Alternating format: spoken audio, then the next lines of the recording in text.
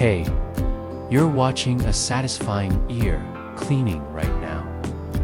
But let me take you to a time when medicine was made not in labs, but in kitchens. A time when healing came not in bottles, but in whispered advice from a grandmother.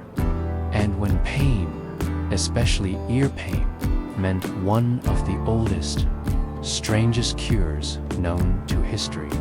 Urine, warm, human, freshly collected, and yes, sometimes poured straight into the ear.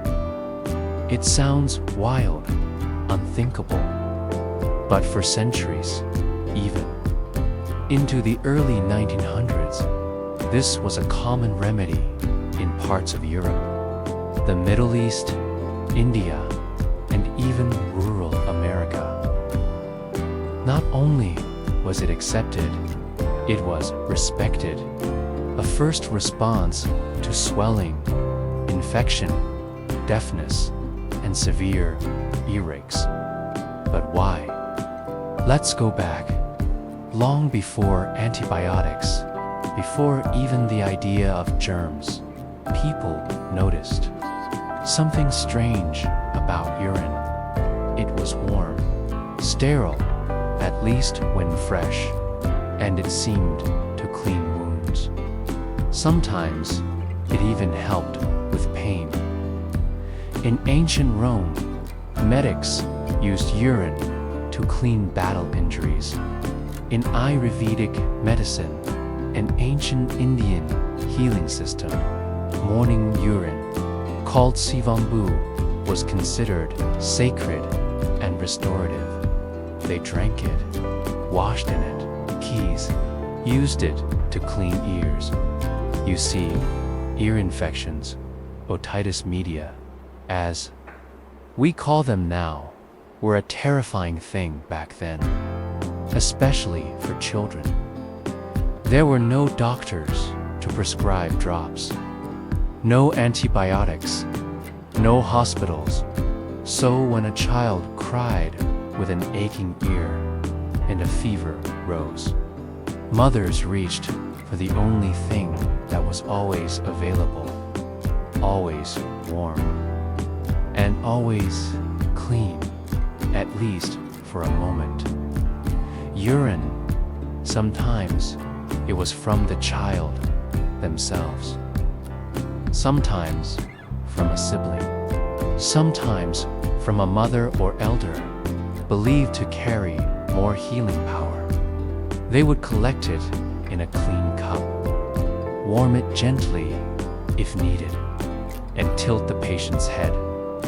A few drops were poured in, not too much, just enough, and the patient would lie still, letting the warmth seep in, hoping the pain would ease. And often it did, because as strange as it sounds, urine contains compounds that can reduce inflammation. It's about 95% water, but that other 5%, urea, ammonia, hormones, salt, and even mild antiseptic properties. Modern science tells us that fresh urine is generally sterile, at least until it leaves the body, which means it wasn't as dangerous as it sounds. Not if used immediately. And warmth, that was key. Warmth soothes, loosens wax, opens tissues, relieves pressure. The combination of warmth and slight acidity may have killed off minor infections, or at least reduced their symptoms long enough for the body to fight back. And so, this practice survived, not for years, but for centuries. Medieval England, urine was listed in household medical guides. In 17th century Spain, nuns taught young mothers how to use it for fevers, wounds, and earaches. And in rural Morocco, Turkey, and Ukraine, some elders still remember their parents using it in emergencies. To them, it wasn't gross. It was healing, natural, a last resort that sometimes cone was the only resort. And it wasn't only used for ears.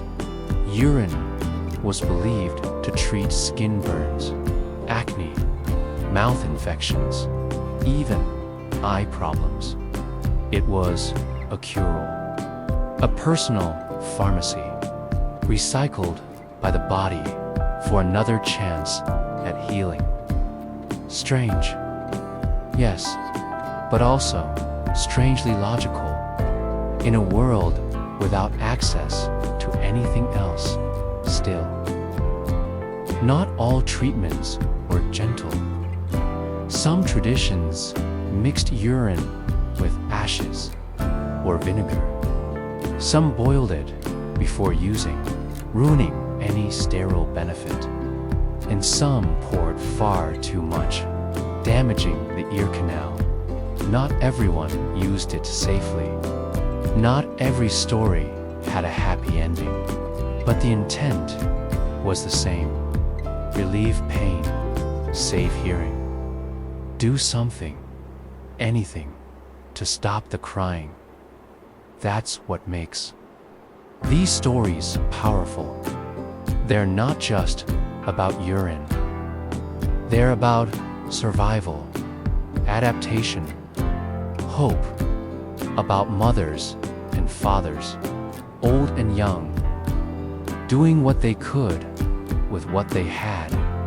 And the ear, delicate, hidden, so easily overlooked, became a place of quiet care, of strange rituals, and sometimes relief.